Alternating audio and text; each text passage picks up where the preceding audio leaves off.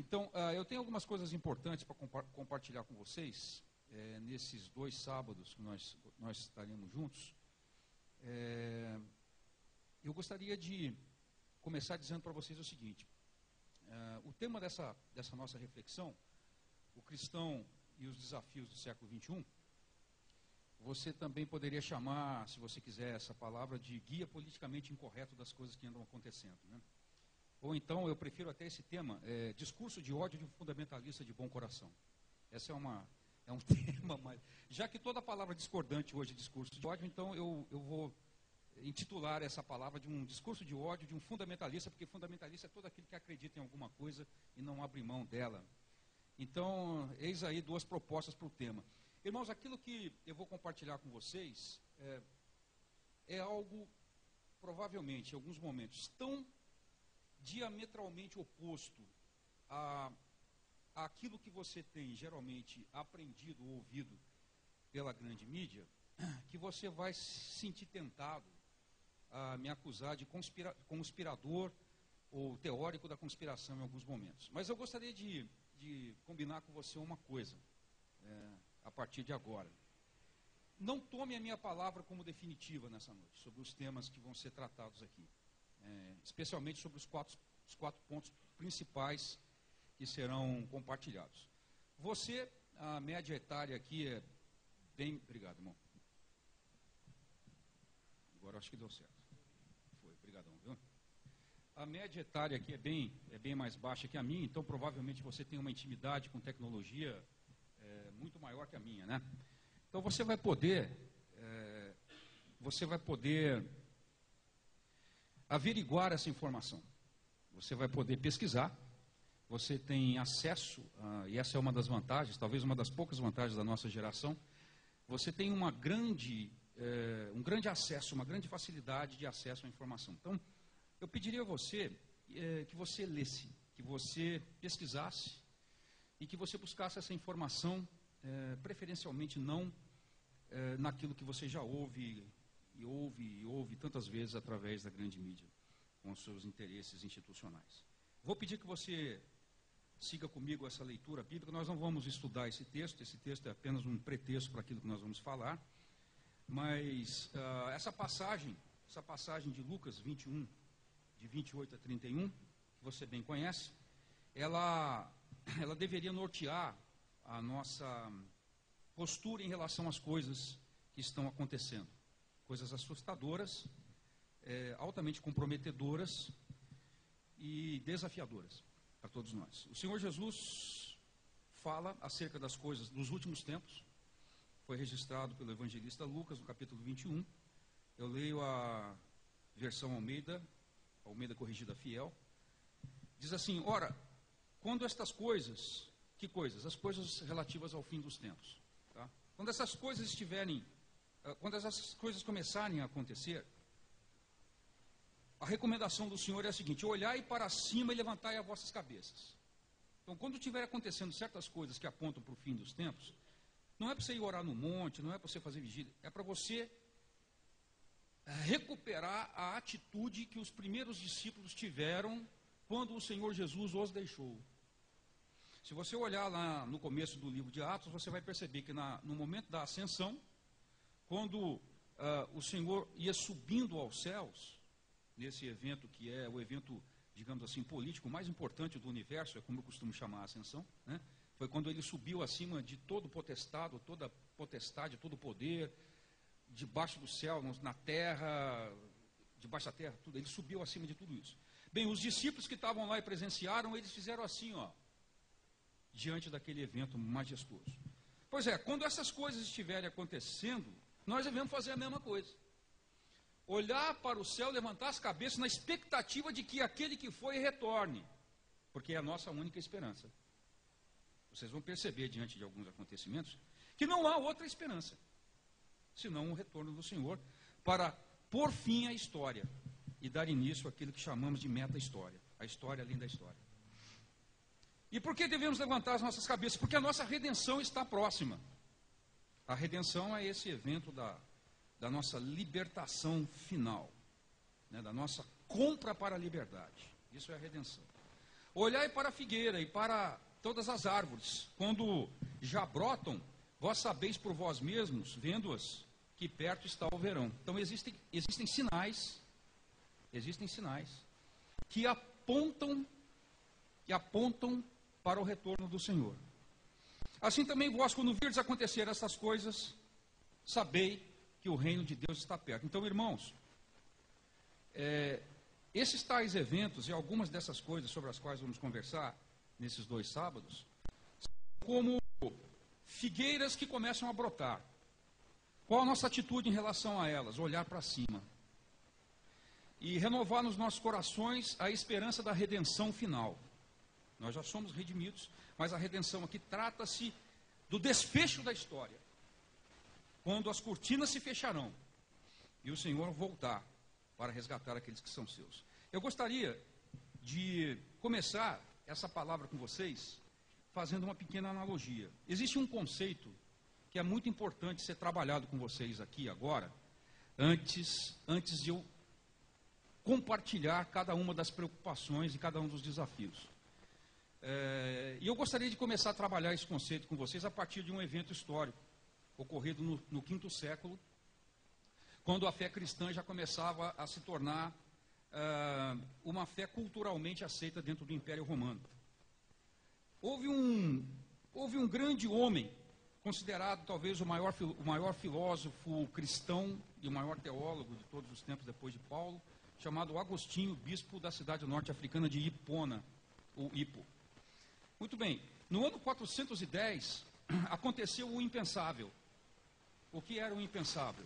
Era que a maior cidade do mundo, conhecido, a mais rica, aquela que simbolizava a civilização mais desenvolvida até então, a civilização romana, e que havia sido por 500 anos, 700 anos a mais poderosa e invencível. A capital dessa civilização foi assaltada.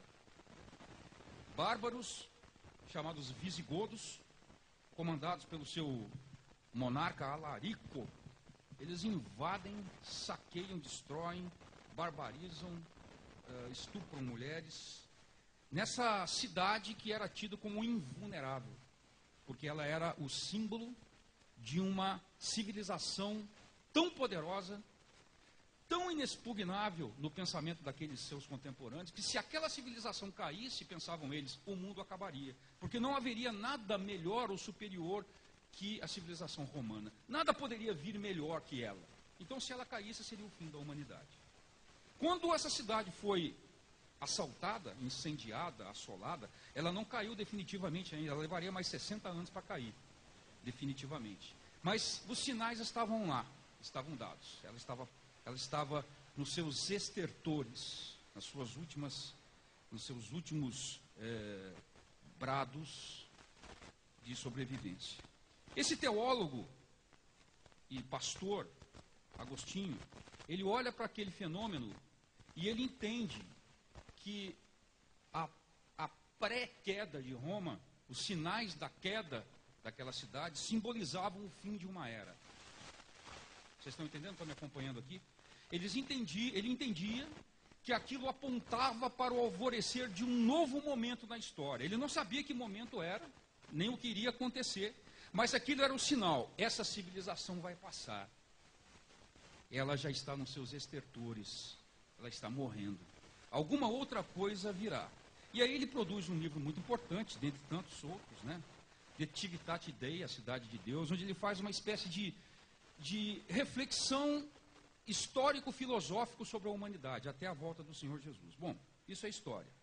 Mas existe um outro evento que nós assistimos. Não assistimos? A maior parte aqui, talvez alguns mais novos aqui fossem bem pequenininhos. Nós assistimos um evento tão inacreditável que nem os filmes de ficção puderam produzir algo semelhante. Ele surpreendeu os diretores de Hollywood, o ataque terrorista às cidades de Nova York, no ano de 2001, o famoso 11 de setembro. Muito bem, Nova York é a Roma dos nossos dias. Nova York é a capital do mundo ocidental. Né? Ela ela espelha a pujança, a riqueza, o poder, o dinamismo do mundo ocidental, da nossa civilização ocidental. Ela era inexpugnável, porque ela é a maior cidade do maior império. Eu vou usar esse termo império entre aspas, porque eu não gosto muito dele aplicado aos americanos, mas enfim, é como se costuma chamar, né? Então ela é a maior cidade desse maior poder, que já não está tão grande assim hoje. Quando ela foi atingida, e eu me lembro que foi algo tão inacreditável o que aconteceu, se vocês se lembram, tinha um grande amigo meu, e esse cara ele era bipolar, ele é bipolar, né? E eu estava andando de carro lá em São José, fazendo algumas coisas de serviço, e eu não estava sabendo. E eu estava com o celular do lado, aqueles celulares desse tamanho, vocês se lembram, né? Na época, 2001, né? Era inclusive arma branca, você podia usar ele para se defender. Aí tocou meu celular, eu estava dirigindo lá no centro de São José, e esse meu amigo que é bipolar começou a me narrar esse evento. Eu falei, o cara entrou de novo em surto, né, meu? O cara está surtado e tal. Mas aí eu parei o carro logo depois, num restaurante, e o evento estava sendo transmitido ao vivo. Eu percebi que aquilo era a realidade, né? Então, gente, assim como o Agostinho em 410, nós hoje presenciamos a mudança de uma era. E o que vem agora? Não sei. Mas os sinais estão aí. A figueira já deu seus frutos. Então é importante que você, e essa é a razão por que eu estou aqui para compartilhar isso com você, dentro da minha limitação pessoal, para estimular você a não se deixar entorpecer por informações que obedecem a alguns interesses, entender que não existe neutralidade no mundo. Eu estou aqui falando para você como cristão, defendo a fé cristã, eu não sou neutro, viu, irmãos? Eu não sou neutro, eu tenho um lado, tá? Não existe neutralidade, embora a mídia brasileira sustente que tem, não tem, né? Então eu gostaria que você entendesse, acima desse discurso, que há sinais que você precisa apreender, para entender, pelo menos, os desafios que cercam você nesses próximos anos, se o Senhor Jesus demorar. Muito bem, o primeiro conceito que eu gostaria de trabalhar com vocês, antes de entrarmos nesses desafios, é o que significa, então, isso que eu tenho falado aqui sobre mundo ocidental. O que é mundo ocidental? Esse é o primeiro ponto que eu gostaria de compartilhar com vocês. Eu vou recorrer a esse conceito frequentemente para você poder entender que mundo que está passando. E que mundo que você vive. E o que formou o mundo que você vive. Sem que você nem sequer tenha se dado conta disso. Quando nós falamos em mundo ocidental, ou ocidente, eu estou falando do mundo no qual você nasceu e cresceu.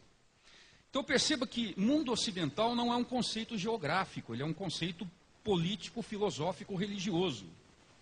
Por exemplo, quando você fala em Austrália, a Austrália está lá no Oriente, está lá no Pacífico, mas a Austrália é mundo ocidental.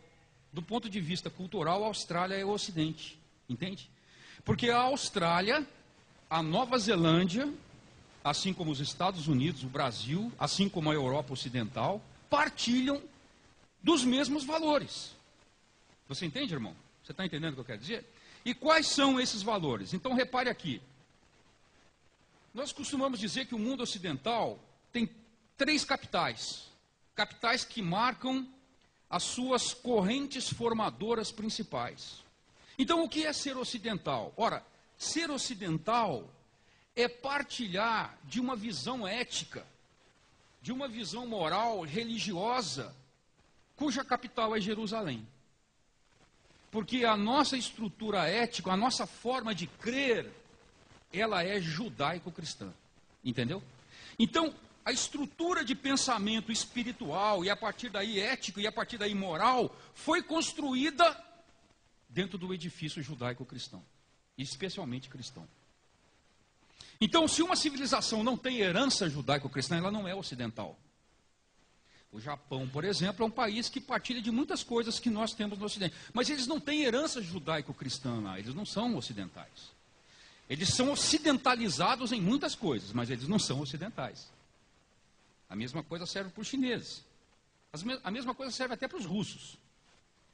Outra coisa, quando falamos no Ocidente, ou em cultura ocidental, falamos numa forma de pensamento, uma forma de ver o mundo, de aprender as coisas, de entender as coisas, de abstrair as coisas, de julgar as coisas que existem, de analisar as coisas. Por quê?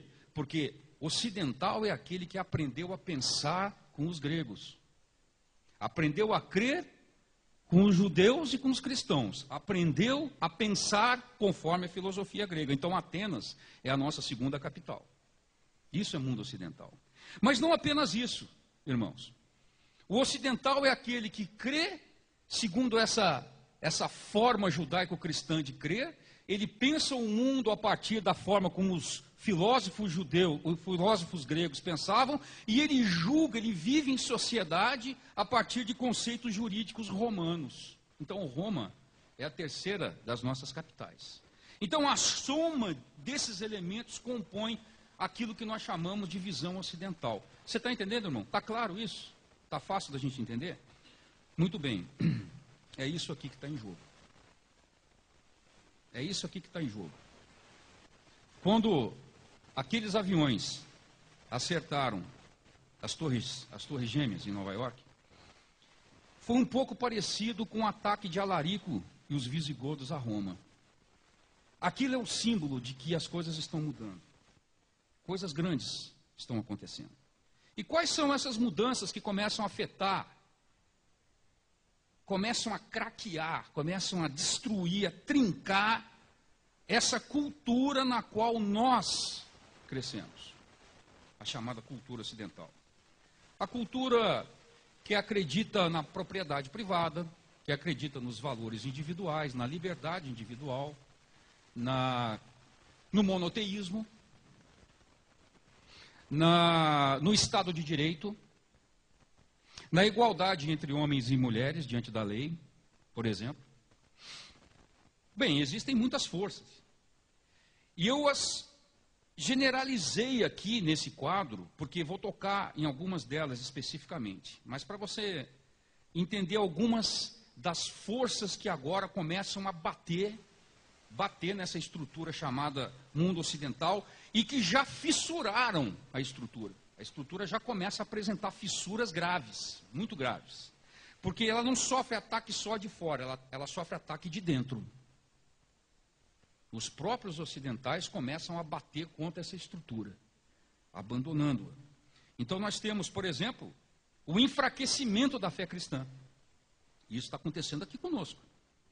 Digo, nós ocidentais.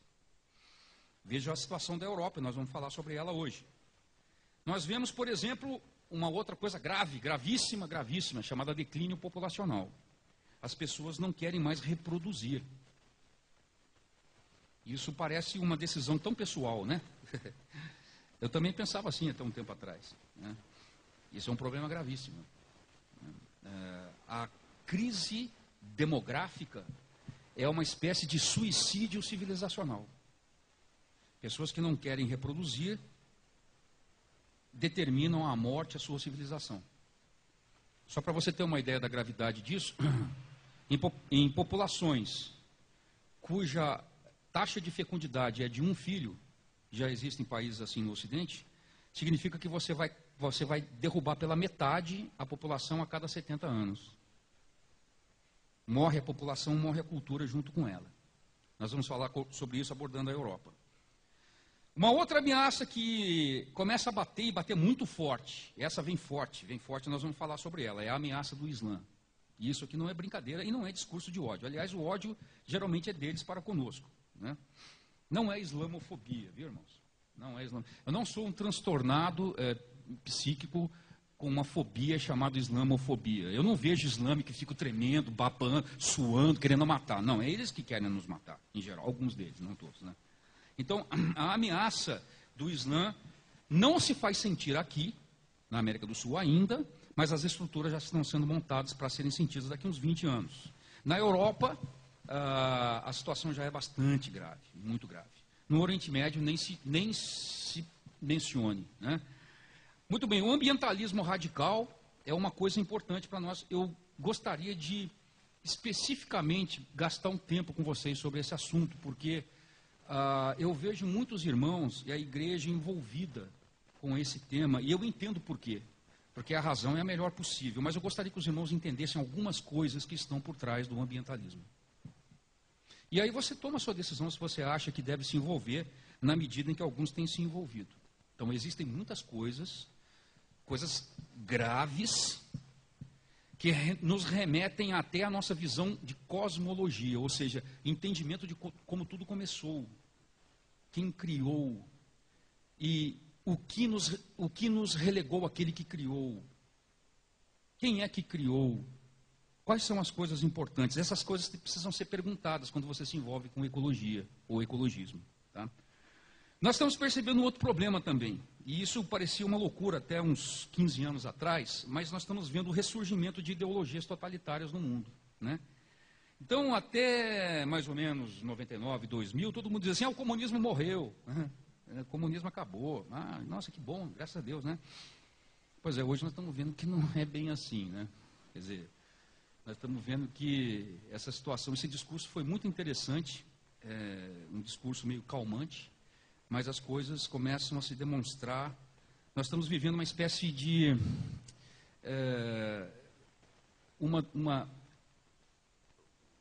um sonífero.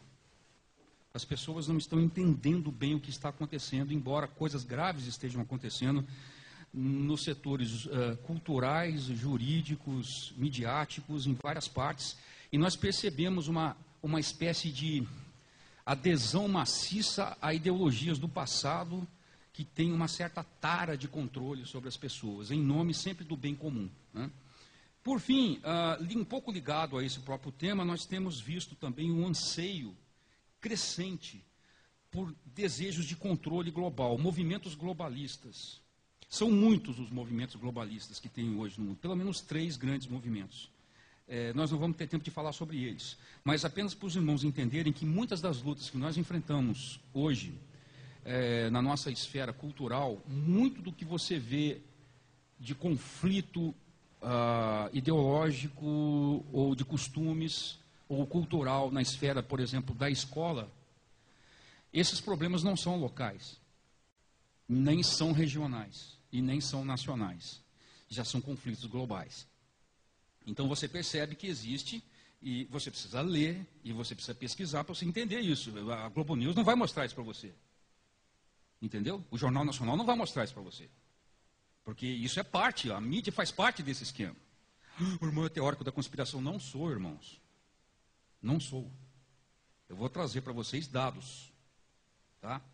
Então, assim, o globalismo é uma realidade hoje. Coisas que estão acontecendo no Brasil hoje, em termos de mudanças culturais, religiosas, mudanças no setor de ensino, estão acontecendo globalmente. São forças muito grandes, muito bem financiadas, muito bem estruturadas, acontecendo numa velocidade de mudança muito rápida, maior do que nós conseguimos apreender. Por isso eu repito, só é possível você entender essa mudança, ou começar a entendê-la, porque é muito complexa, se você estudar bastante. E você começar a pesquisar fontes que não são aquelas que costumeiramente ou das quais você recebe informação. Muito bem, diante desse quadro, você entendeu, irmã, você entendeu o que é o mundo ocidental? Você entendeu? Então você é o ocidental. Eu sou ocidental. Por que sou ocidental? Porque nasci numa cultura judaico-cristã, com valores judaico-cristãos, com valores oriundos da filosofia e do modo de pensar dos gregos, com conceitos jurídicos romanos. É assim que eu fui formado, é assim que nós fomos formados. A nova geração já começa a receber outras influências. Agora a pergunta que fica é a seguinte: quais são então, diante dessas ameaças que eu mencionei para vocês aqui rapidamente, quais são os desafios mais imediatos, mais próximos que a igreja está enfrentando agora, nesse pós-11 de setembro? Né? Quer dizer, quais são os desafios que a igreja e o mundo ocidental, o qual a igreja, ajudou a formar, estão enfrentando? Então vejam só, gente, eu não pretendo naturalmente esgotar esse problema, é muito amplo. Então isso aqui é um resumo do resumo do resumo. né, de alguém que está engatinhando, com poucos anos estudando isso. Eu gostaria de citar para vocês, e o objetivo, o fardo do meu coração é nesses 2 sábados, poder compartilhar com vocês um pouco desses elementos aqui. Então, dado o fato de que eu tive que fazer essa introdução sobre o mundo ocidental, não sei se conseguiremos ir além do primeiro item hoje. Talvez consigamos. Mas eu gostaria de começar, nesse sábado, compartilhando com vocês um pouco sobre a perseguição que eu chamo de perseguição branca. Isso aqui é uma metáfora, é uma perseguição velada, encoberta aos cristãos no mundo ocidental. Então perceba uma coisa, eu não falo de perseguição no mundo não ocidental, onde ela sempre aconteceu. Eu falo de perseguição no mundo onde a igreja, um mundo em que a igreja ajudou a formar. O segundo ponto, que nós talvez consigamos começar a falar hoje, é sobre o globalismo religioso. E existem 2 aspectos importantes para nós falarmos aqui, para você tomar ciência do globalismo religioso. O primeiro é a ameaça do Islã na construção do califado mundial. E não me refiro propriamente ao ISIS, ou aquilo que você vê todos os dias. Aquilo lá é um grãozinho de areia no deserto. Eu gostaria de compartilhar com vocês um pouco sobre a ameaça do Islã com o califado mundial e a religião global da nova ordem mundial. Nova ordem mundial, o irmão está viajando, tá bom. Então, depois a gente conversa. Terceiro lugar, a destruição da família natural. Note que praticamente esses 3 assuntos, e o quarto também, eles estão intrinsecamente ligados. Eu estou separando aqui por razões didáticas, mas eles estão intrinsecamente ligados. Não sei se você já percebeu, mas a família natural corre sério risco, e correrá um risco maior ainda nos próximos 5, 10 anos, a ponto de, talvez você, daqui uns 10 anos, passeando no shopping com a sua esposa e os filhos, todo mundo vai ficar olhando para você, olha, uma família natural. Parece brincadeira, mas não é, não. Número 4, a ética ecológica, ou como dizem alguns, planetária. Esse é um outro ponto importante. Espero que nós tenhamos tempo suficiente para substancialmente abordar todos eles. Mas, em primeiro lugar, irmãos, vamos refletir um pouquinho sobre a perseguição à igreja, aquilo que nós chamaríamos de uma perseguição branca, ou perseguição velada. Não é perseguição de gente branca, tá? O termo branco aqui é apenas uma figura de linguagem aqui, tá? É uma perseguição velada, não declarada, escondida, escaboteada sobre a igreja. Uma perseguição que não pretende ser perseguição, mas é. Então repare uma coisa, eu havia falado para vocês sobre o mundo ocidental onde nós vivemos, que a igreja e a fé cristã, o ensino do evangelho ajudou a construir. Portanto, é algo, ou é um valor do qual todos nós partilhamos. Existe um mundo não ocidental. Bem, um mundo não ocidental, aquele mundo do qual o cristianismo não foi um elemento formador, civilizacional, ali sempre houve perseguição e ainda continua a haver. Então, os cálculos são que entre 100 e 150 mil cristãos morram ao ano por razões ligadas à fé. Você vai dizer, 100, 150 mil, mas eu não vi isso no Jornal Nacional. Você não vai ver mesmo. Você não vai ver mesmo. Faz parte do esquema você não ver isso. Isso é ignorado pela mídia. Sempre foi. Muito bem, essa perseguição acontece lá. O problema, essa perseguição acontecia aqui. Ela começa a acontecer aqui. Como ela acontece? A pergunta é, eu não vi ninguém ser perseguido pela fé cristã. Tá bom, é verdade. Então, deixa eu explicar para vocês o seguinte. Essa perseguição começa com a construção paulatina de uma intolerância anticristã que aparece mascarada através de legislações cada vez mais complexas, que cercam cada vez mais áreas da sua vida e que vão, pouco a pouco, tornando impossível a prática da fé cristã sem que você viole alguma lei. Você entendeu? Então nós chamamos isso de cerco legislativo. Uma boa figura sobre o que nós vivemos como cristãos no Ocidente é o seguinte: se você nunca ouviu falar da caça das hienas na África, você já viu aquele bicho, a hiena, Aquele bicho que a metade dele é mandíbula, né? O bicho é terrível, é uma das mordidas mais fortes que tem na natureza. E aquele bicho não dá para você sair caçando ele em lugar aberto. O bicho vem de bando e tal. Ele ri, mas é aquela risada da morte, sabe? Aquele bicho é terrível, né? Então os africanos desenvolveram um esquema, alguns nativos, para caçar aquele bicho, em bando. Eles encontram um lugar descampado, lugar que os bichos, por onde eles transitam, e eles deixam comida naquele descampado todos os dias, regularmente.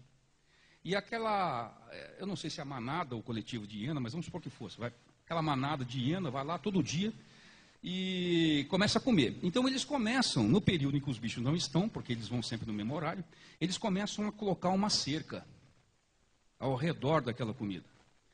Então eles colocam algumas cercas hoje, as hienas vêm comer, colocam mais algumas amanhã, elas continuam vindo a comer. E eles vão fazendo uma cerca circular, entendeu? E aquilo já virou hábito, elas continuam indo lá, indo lá, indo lá, aquela cerca vai, com o passar dos dias, se fechando. Até que num determinado dia, aquelas hienas estão cercadas, elas não percebem. Basta que eles coloquem a última cerca, e elas não têm para onde fugir. Aí elas podem ser alvos de flechas e lanças sem problema nenhum. Muito bem, gente. O que está acontecendo no Ocidente não é uma perseguição aberta. Você não vai ver ninguém morrendo pela fé cristã, o Estado prendendo ninguém, ainda não. Mas o que você vê é um novo conceito jurídico, novos paradigmas jurídicos começam a mudar a nossa forma de pensar as leis, que já não é mais conforme o conceito romano, que ajudou a fundar o nosso pensamento no mundo ocidental. Então, já começa, por exemplo, assim, a ideia de que direitos humanos são coisas evolutivas, que sexualidade é fonte de direito humano. Então as coisas começam a mudar. Em nome do quê? Em nome do multiculturalismo. O que é multiculturalismo? Ora, multiculturalismo é essa ideia de que todas as culturas são iguais em valor entre si. Então, se você tem uma cultura civilizatória, como foi, por exemplo, a cultura cristã, da qual nós somos parte, e a cultura dos aborígenes ou dos astecas que matavam os caras em cima da pirâmide, arrancavam o coração dos caras, jogavam o cadáver. É a mesma coisa. É a mesma coisa. Não tem diferença nenhuma. O valor é o mesmo. Esse é multiculturalismo. O politicamente correto, que é uma espécie de busca legal do discurso único. Todos nós vamos viver num mundo único. Todo mundo pensa igual. Você já pensou esse mundo? O politicamente correto é uma das formas de censura mais brutais que existe, porque você se censura. Não tem um censor sobre você. Você não chama mais favela de favela hoje é comunidade. Não, favela, que isso, não fala, é comunidade. Não é uma pessoa que tem um problema físico hoje. Hoje é uma pessoa portadora de necessidades especiais. Puxa vida, é até difícil, mas é assim, você não pode mais se referir a essa pessoa desse jeito. Portador não é mais o cara cego, é o portador de necessidades visuais. Esse é o mundo que a gente vive, gente. Não é mais o religioso convicto da sua crença, é o fundamentalista. Entendeu? O cara é fundamentalista. Politicamente correto. Então, o que nós estamos vendo, gente, é que obrigado, viu, irmão? Países que outrora foram berços da fé cristã e núcleos de onde partiram missões. Por exemplo, eu trabalho com uma organização norte-irlandesa, a Grã-Bretanha, a Irlanda do Norte faz parte da Grã-Bretanha. Foi um polo evangelizador do mundo. Inúmeras igrejas no Brasil começaram pelas mãos de missionários ingleses, escoceses, irlandeses, que dedicaram a sua vida aqui. Hoje, você é cristão na Grã-Bretanha, os caras escarnecem de você. Você é um alienígena, acreditando em valores que ninguém mais acredita. Então começa aquela hostilidade para com não apenas a vida cristã, mas também a propagação da fé. Alguns dados para vocês terem uma noção, e eles não são muito atuais, deve estar bem mais grave hoje. Mais de 50% dos britânicos hoje se consideram sem religião. E aqueles que têm religião são cada vez menos cristãos. Por exemplo, vejam dados de mais de 10 anos atrás. Mediram a fé dos britânicos, que ainda creem em alguma coisa, através da frequência a lugares religiosos. Então, há 10 anos atrás, quando as coisas ainda eram um pouco menos complicadas do que hoje, 930 mil pessoas frequentavam mesquitas, centros religiosos muçulmanos, contra 916 mil cristãos, gente frequentando igreja. Ora, isso aqui é gravíssimo. Nós vamos dedicar um tempo para falar sobre a islamização da Europa, você vai perceber quão grave é isso aqui. Enquanto constroem-se centenas de mesquitas, cada vez maiores, com minaretes cada vez mais altos na Europa, nas capitais, 18 mil igrejas estão prestes a fechar na Europa. Você já pensou o que significa isso? Você acha que isso vai ficar de graça, irmãos? Você acha que o nosso estilo de vida, toda a nossa visão de mundo vai subsistir isso aqui? Você acha mesmo? Você acha que você vai lidar com essas pessoas que trazem uma nova visão de mundo, falando para eles de democracia, de livre expressão? Você acha mesmo? Pois é, o pessoal da mídia acha. É por isso que, por exemplo, um discurso como esse que eu estou fazendo aqui, eu brinquei com isso no começo, é taxado de discurso de ódio. Facilmente. A gente já percebe sinais, irmãos, dessa perseguição branca contra a fé cristã. A gente já percebe isso, de forma muito sutil ainda. Aqui no Brasil, começa a ficar um pouco mais severo. Mas, por exemplo, símbolos religiosos, no caso cristãos, no nosso caso, inclusive, particularmente católicos, porque a Igreja Católica tem uma função civilizacional muito importante dentro da nação brasileira. Isso é inegável, né? A nação brasileira surgiu debaixo de uma crença fortemente católica. Quer dizer, essa corrente do cristianismo. Mas você percebe já esse movimento para varrer símbolos religiosos do espaço público. Em nome do quê? Em nome do Estado laico. Nós não temos tempo para falar sobre Estado laico, mas eu gostaria de deixar apenas essa dica para você, depois se você for pesquisar sobre isso. Estado laico não é Estado ateu, viu, irmãos? Estado laico não é Estado antirreligioso. Só para deixar essa dica para vocês. Você pode pesquisar sobre isso. Estado laico é uma invenção de cristãos. Estado laico surgiu nos Estados Unidos. Na Guerra de Independência, quando os Estados Unidos se formaram como nação, os americanos, que eram formados numa proporção de 10 colônias protestantes para 3 católicas, eles entenderam que era necessário que se tivesse um Estado que não gerenciasse as questões religiosas, mas que deixasse a religião para com a nação. O que é a nação? A nação é o povo de ontem, de hoje e de amanhã. Somos nós, é a sociedade. Então, nós não existimos para o Estado existe para a gente. Você entendeu? É bom você lembrar disso, porque hoje estão dizendo o contrário. Estão tentando convencer você do contrário. O Estado é uma concessão da nação, não é o contrário. A nação vem antes do Estado. O Estado é um ser abstrato. Não é um ser moralmente correto, não é um ser moralmente puro, não é um ser moralmente sublime. O Estado é um conceito abstrato. Então ele existe para nós, ele existe para nos servir. Se ele nos oprime, nós queremos outro Estado. É assim que os americanos pensam. E é por isso que eles são tão atacados, entre outras coisas. Então, Estado laico não é isso. Estado laico é um Estado plurirreligioso. É um Estado que contempla a existência de muitas religiões e que considera fortemente o curso civilizatório de uma religião predominante, sem deixar que essa religião predominante oprima as outras, como acontece exatamente nos Estados Unidos e em outras nações ocidentais. Aqui no Brasil, por exemplo. Você já viu perseguição religiosa contra budista no Brasil, não? Cristãos atacam budistas no templo budista lá em São... Até os muçulmanos adoram aí à vontade. Então, isso é concepção de Estado laico.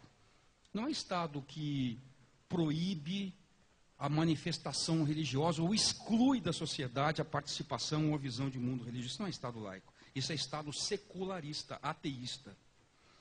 Então, já começa a aparecer uma censura anticristã que você começa a perceber, por exemplo, na mídia. Os assuntos mais importantes e relevantes para a nossa sociedade não são discutidos mais sobre o prisma religioso. Então, quando há algum tema muito importante para ser discutido na mídia, chama-se um psicólogo, um psicanalista, um antropólogo, um sociólogo e um historiador. E quando eles querem ridicularizar, eles chamam aquele pastor bem ridículo mesmo. Entendeu? Para dar aquelas opiniões bem desprezíveis, para todo mundo dizer e rir da cara dele, sabe que sujeito mais idiota, como é que chama um cara desse para falar? Geralmente é assim que se faz. Então, já existe essa censura anticristã cada vez mais forte, percebida em vários setores. Olha, o sistema de ensino, irmãos, isso aqui vai especialmente para os pais, né? Também não podemos entrar em detalhes sobre isso, bem que eu gostaria. Mas o sistema de ensino representa parte importante dessa noção anticristã que se constrói no Ocidente. Então, valores anticristãos e moralmente contrários à estrutura cristã que erigiu a nossa civilização começam a ser fortemente ensinados. Mas não apenas uma ideologia está em jogo aqui. O que acontece hoje no sistema educacional ocidental, e isso é fonte de livros, de pesquisa, com documentos primários, não é teoria da conspiração, irmãos. Repito, tem gente estudando isso com documento primário. Da Unesco, da Unicef, está lá, consta lá. E dá para você ver se você está estudando. Se você faz parte do ensino público hoje. A ideia de se moldar comportamentos. Indução comportamental. Sem que as crianças percebam. Aqui estão sendo levadas. Começa, por exemplo, na produção didática, já começa a aparecer uma nova periodização, uma nova forma de você tratar o tempo. É interessante porque quando você muda o passado, você muda o presente. Se você conta a história do passado de forma diferente, você muda a visão que você tem hoje sobre a realidade. Basta você mudar o passado. Então, por exemplo, até pouco tempo atrás, você encontrava em todos os livros, por exemplo, de história, ou qualquer outro que exija datação, uma data qualquer e essas duas letras AC na frente da data. O que significa AC, irmãos? Certo. E DC ou AD significa o quê? Depois de Cristo ou Anno Domini. Anno Domini é o termo latino, ano do Senhor, não é aplicado muito aqui, mas o pessoal de língua inglesa prefere Anno Domini. Mas essas datas estão começando a mudar, né? Você já encontra, por exemplo, o AEC, em letras maiúsculas, que significa antes da Era Comum. Ou, por exemplo, o EC, Era Comum. Então, o que era AC vira AEC. Por quê? Porque Cristo não é referência mais. Não pode ser referência mais. Em nome do quê? Do multiculturalismo. Porque se você fala antes de Cristo, que história é essa? Antes de Cristo, você está oprimindo as minorias que não são cristãs. Larga a mão de ser opressor, irmão.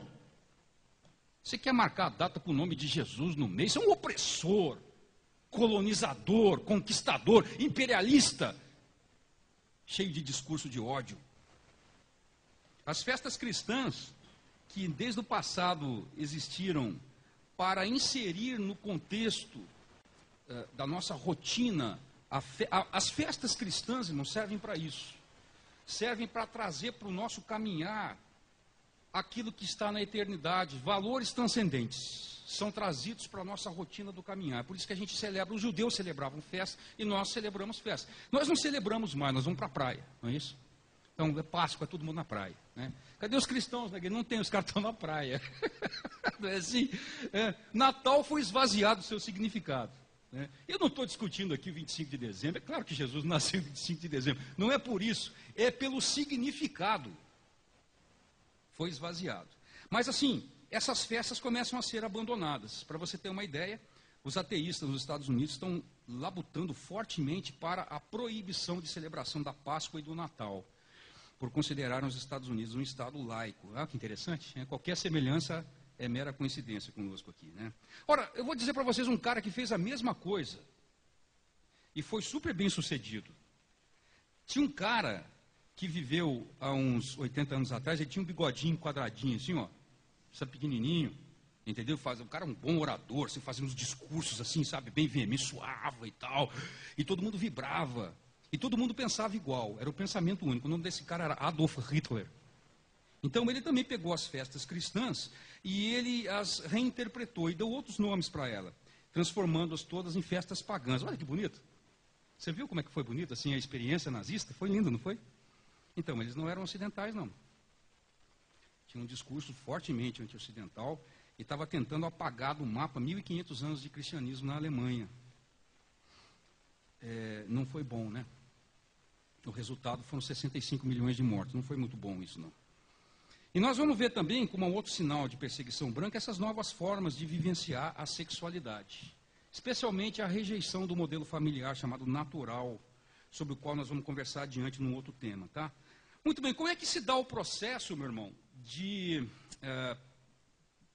perseguir de forma velada a fé cristã no Ocidente? Bom, resumindo esse processo, nós encontramos dois pontos primordiais aqui. Esse processo se dá, em primeiro lugar, pela ridicularização dos cristãos. Nesse sentido, todo cristão, de forma geral, ele passa a ser classificado com esses termos que, de uma forma ou de outra, designam algum tipo de inferioridade moral. Então, você é intolerante, você é fundamentalista, você é radical, você é medieval, você tem uma intelectualidade engessada, você é supersticioso, você ainda é dos velhos tempos, ainda é da velha guarda, o mundo mudou, você não mudou, aquela coisa. Então, esse discurso é um discurso que começa, de alguma forma, colocar o crente, colocar o cristão, e aqui eu incluo o católico também, a pessoa que crê nesses valores fundamentais da nossa sociedade, como ridículos. Isso é ridículo. Então, se o indivíduo hoje ousa defender aquilo que até alguns anos atrás era uma coisa concorde na maior parte dos indivíduos, ele torna-se ridículo. Absolutamente ridículo. E aí, esse processo não para na ridicularização, não é o bastante. Ele vai para um segundo estágio, que é o estágio da inculpação. Então, esse indivíduo que é ridículo por ser intolerante, fundamentalista, por quererem valores já superados, ele passa a ser também culpado pelos males do mundo. Então, toda a nossa base moral no Ocidente, focada na fé cristã, no Evangelho, e também nos ensinos desde o Velho Testamento, do judaísmo, o nosso monoteísmo, a nossa moral rígida, ela passa a ser responsável por todos os males do mundo. Então, nós exportamos todos os males do mundo. A sociedade ocidental, ela é responsável por racismo. Você já viu como é que você é racista, meu irmão? Já viu? Está vendo como é que nós somos racistas? Interessante isso, né? Hoje nós somos racistas. Assim, esse discurso que está aí, eu fico impressionado, irmãos. Eu fico impressionado. Racismo é uma coisa que sempre existiu e sempre vai existir, porque isso é fruto do pecado do homem. Então, sempre haverá indivíduos racistas, sempre. E eles devem ser desprezados pelo seu racismo. Muito bem.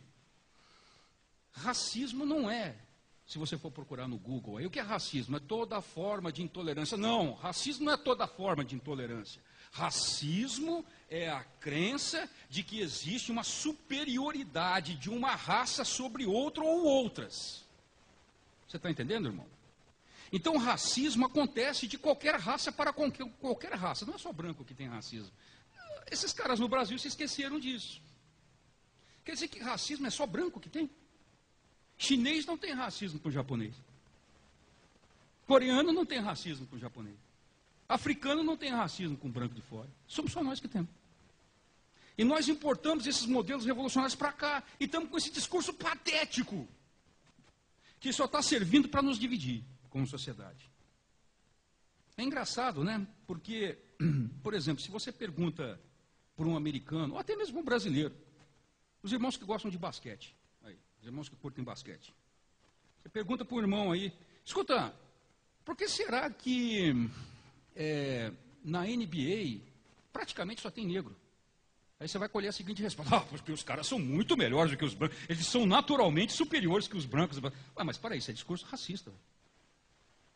Como é que história é essa de naturalmente superiores? Né? Você está falando de raça?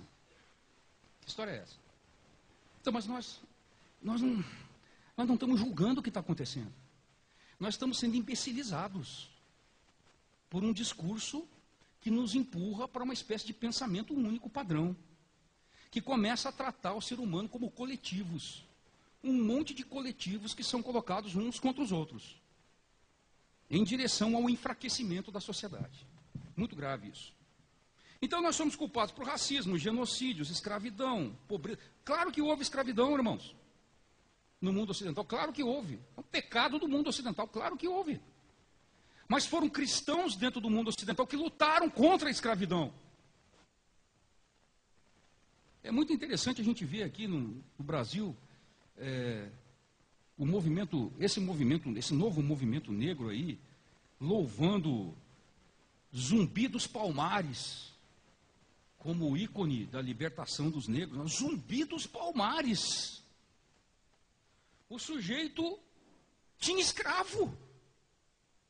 O sujeito era negro, tinha escravo, fugiu, se rebelou contra o seu senhor, montou lá um quilombo e ele próprio tinha escravo. Agora, o movimento africanista brasileiro não se lembra de William Wilberforce, aquele metodista inglês que entregou a vida no século XVIII para acabar com o tráfico negreiro, porque via a iniquidade e o interesse iníquo de parte da sociedade britânica e de outros países. Ninguém se lembra dele, não é branco, é cristão. Não. Esses caras brancos cristãos, ou negros cristãos, ou mulatos cristãos, ou índios cristãos, esses caras são responsáveis pela desigualdade, pela opressão contra a mulher, perseguição a homossexual, destruição do meio ambiente. Tudo isso está nas nossas costas. Tudo isso. Isso é inculpação. Entendeu, irmão? Você está acompanhando isso aqui? Isso é grave. É muito grave. Essa revista aqui, ela é uma publicação de um segmento que eu diria herético dentro da igreja, mas essa acabou se tornando uma publicação mais secular do que qualquer outra coisa. Na edição de uns 5 para 6 anos atrás, eles escreveram o seguinte, olhando tudo isso que eu estou tentando compartilhar com vocês aqui, e disseram o seguinte numa matéria: a intolerância em relação ao cristianismo irá aumentar a um nível que muitos não acreditavam que seria possível durante as suas vidas. E a legislação, veja, a legislação, o conjunto das leis públicas, tornar-se-á hostil ao cristianismo evangélico, mas não só evangélico, católico também, por considerá-lo oposto ao bem comum. É sempre o bem comum. A dominação sempre é feita em nome do bem comum. A opressão e o controle é sempre em nome do bem comum. Agora, veja só, eu vou pegar um exemplo disso que foi citado assim nesse artigo da Christian Science Monitor, essa revista. Eu queria pegar, você está percebendo que eu estou tentando usar o que eles estão dizendo. Eu não estou querendo colocar palavras na boca daqueles que tentam nos ridicularizar e inculpar. Essa senhora, essa Barbara Findlay, ela é uma das maiores ativistas gaysistas canadenses. O Canadá é hoje um país, símbolo, digamos assim, de prosperidade no mundo ocidental, mas é um dos países onde essa agenda anticristã, embora tenha sido um país fundado por cristãos, está mais avançada. E ela é uma advogada, uma militante fortíssima, super respeitada no Canadá, com respeito à causa do movimento gaysista. Perceba que eu não estou dizendo movimento gay, eu estou dizendo movimento gaysista. Existe uma diferença fundamental aqui, tá? Porque nem todo gaysista é gay e nem todo gay é gaysista. Então a Barbara Findlay diz o seguinte: a batalha legal em favor dos direitos homossexuais, um dia será, note bem, olha o que ela está dizendo aqui. Entenda a proporção e a importância do que ela está dizendo. Um dia, essa batalha em favor de leis por direitos homossexuais será um confronto entre a liberdade de religião, que nós defendemos no Ocidente, versus a doutrina da orientação sexual. É um confronto. Sabe por quê, irmãos? Ela está certa. Porque essas coisas são incompatíveis. O homossexualismo, não é um homossexualismo. Sempre existiu, sempre vai existir. Gaysismo é incompatível com liberdade de religião. E nós estamos começando a experimentar isso no Brasil aos poucos. Veja alguns exemplos. Vou mostrar para vocês que esse processo já começou em países onde essa agenda está mais avançada. O primeiro púlpito silenciado por esse movimento, que faz parte desse cerco legislativo a que eu mencionei, foi um pastor pentecostal sueco chamado Åke Green. Esse pastor, ele caiu no erro de pregar sobre o homossexualismo conforme a visão bíblica, e ele imprimiu o discurso, a pregação, e distribuiu para algumas pessoas. Esse discurso, esse sermão impresso, foi parar na mão de um advogado na Suécia, e ele foi levado à corte. No primeiro momento ele foi sentenciado a 1 mês de prisão, Aí o processo foi parar na Suprema Corte, no STF deles lá na Suécia. E lá na Suécia o STF parece que está meio aparelhado, parece que é meio parecido com o brasileiro aqui. Eu acho que a única coisa que a gente tem em paralelo com a Suécia é o STF, né, que serve a alguns interesses. Aí os caras condenaram o pastor Akke Green na Suprema Corte Sueca, apesar da Constituição sueca garantir liberdade de expressão, assim como a nossa aqui. A nossa Constituição, eu sei que nenhum de nós conhece a Constituição, porque ela é um negócio tão grande que não dá para ninguém conhecer no Brasil, né? Desmotiva que as pessoas a leiam. Mas enfim, mas só dou um recado para você. A Constituição, a lei das leis, garante a você liberdade de expressão e liberdade de crença, liberdade de consciência. Muito bem, ele foi condenado apesar dessas garantias constitucionais. Só não foi preso porque a Corte da União Europeia interveio e achou que ele não deveria ser preso. Houve um outro caso de um outro pastor que também sofreu a mesma prisão, chegou a ser preso, também pelo mesmo motivo, mas ele começou a falar tanto contra o movimento gaysista que acabaram soltando ele.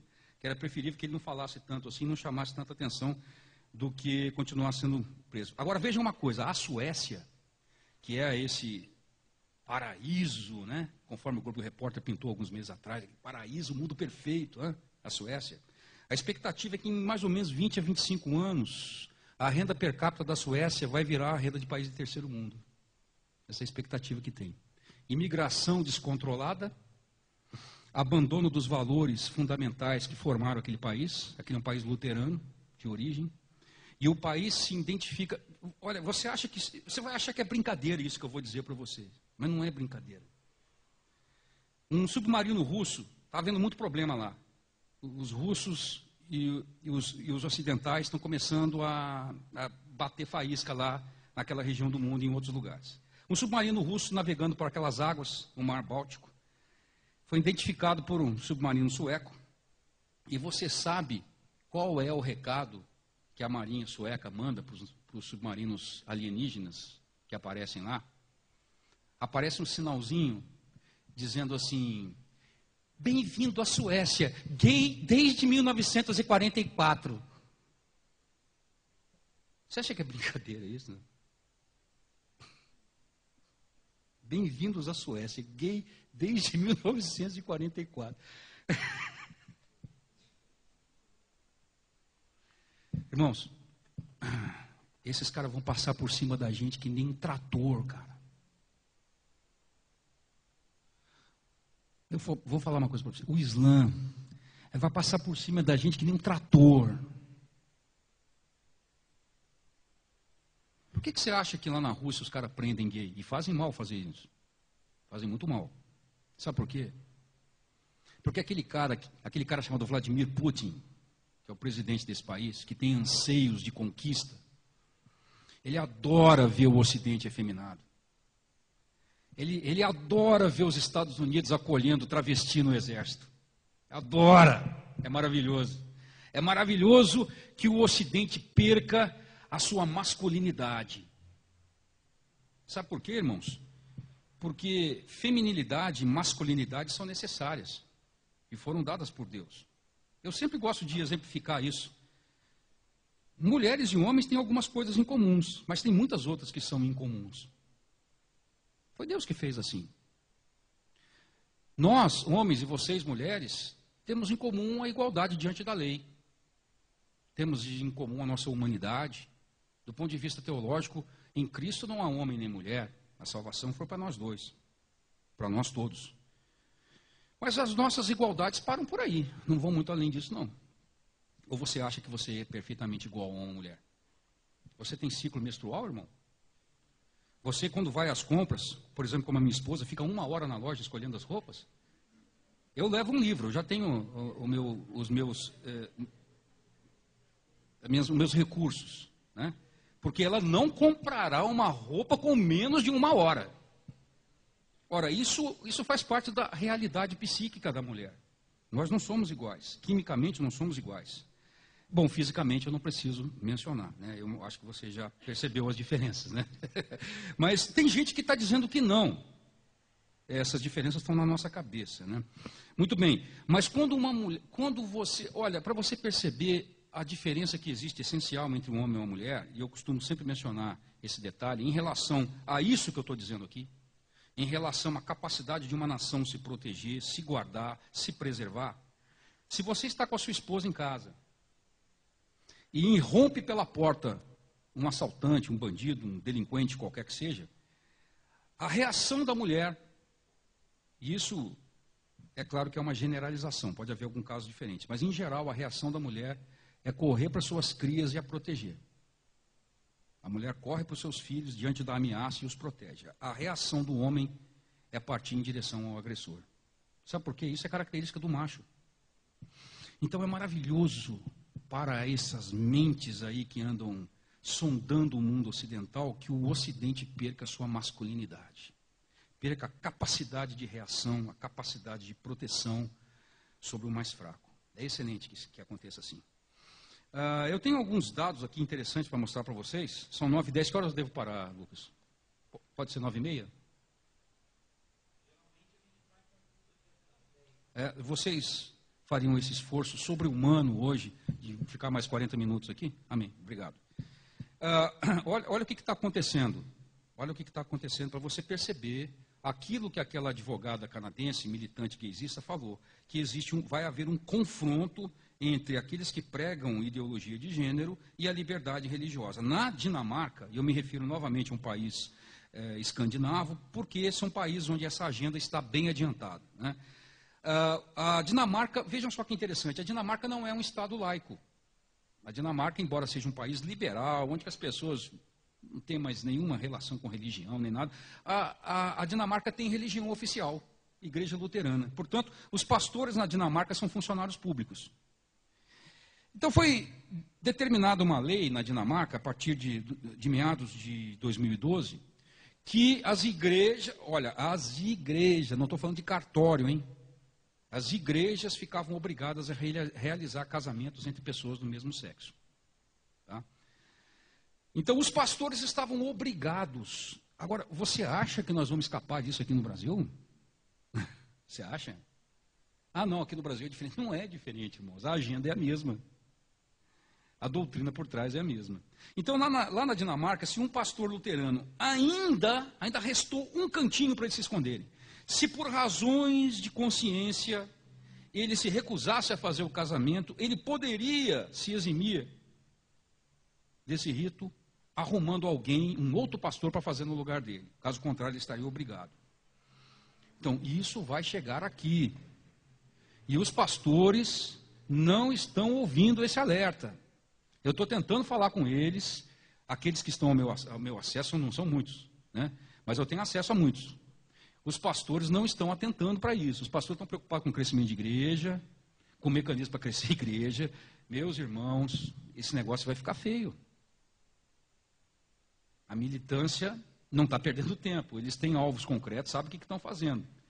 E os pastores, a maior parte dos líderes cristãos brasileiros, eles estão dormindo. Deus nos ajude. Olha só, exemplos genéricos. Parlamento Europeu, Parlamento da União Europeia. A União Europeia em si mesmo já é um grande problema. Porque já constitui a ideia de que você deve derrubar fronteiras e, de certa forma, abolir as soberanias nacionais. Então, as identidades nacionais começam a se diluir. Muito bem, agora leis são determinadas para todos os países, para todos os 30 e poucos países que constituem a União Europeia. Então, veja só, já começa, aquilo que estava lá na Dinamarca começa a se espalhar. Então já começam a proibir isenções religiosas que possam constituir um entrave para a realização de casamentos homossexuais. Isso já começa a ser derrubado nos demais países. Então, em brevemente, irmãos, vocês verão na televisão notícias cada vez mais frequentes e possivelmente próximo a você de igrejas realizando ritos religiosos entre pessoas do mesmo sexo. Sob pena do pastor que não o fizer sofrer algum tipo de sanção, prisão, multa ou alguma coisa assim. Isso está muito próximo de acontecer.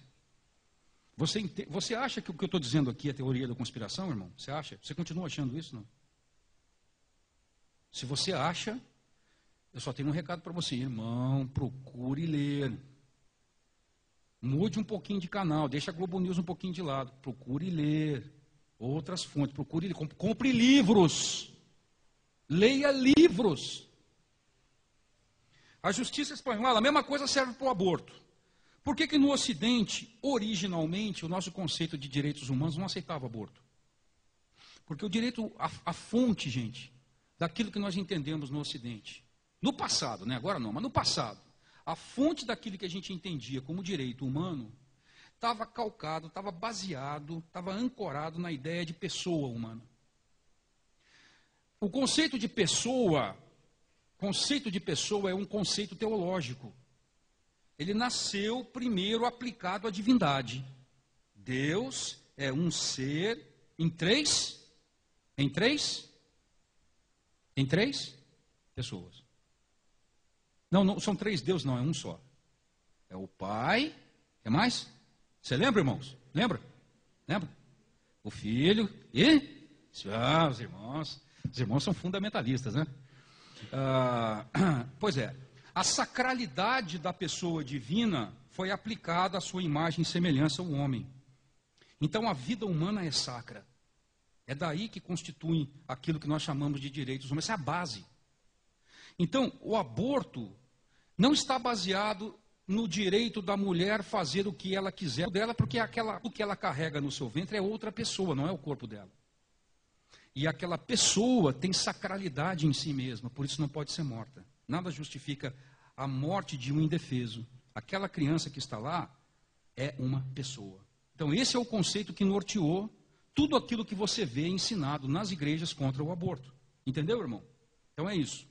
Mas lá na Espanha, e agora começa a se tornar comum na Europa, já se retirou, a justiça espanhola já retirou a chamada objeção de consciência para os médicos que trabalham na rede pública, no tipo o SUS deles lá na Espanha. Tá? Então o cara trabalha lá no SUS da Espanha, aí o cara é católico, vamos supor, o cara é evangélico.